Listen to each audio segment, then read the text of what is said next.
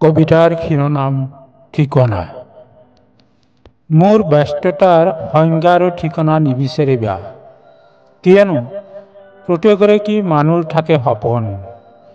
সপোন আছে বাবে মানুহবোৰ নিজকে ধুনীয়াকৈ সজাব বিচাৰে।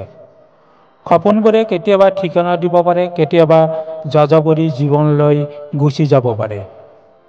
সপোনৰ বাবে হৃদয়ত গঢ়ে ঘৰ। মোৰ পুৰণিকলীয়া ঘৰটোত সপোনবোৰ থূপ খাই আছে।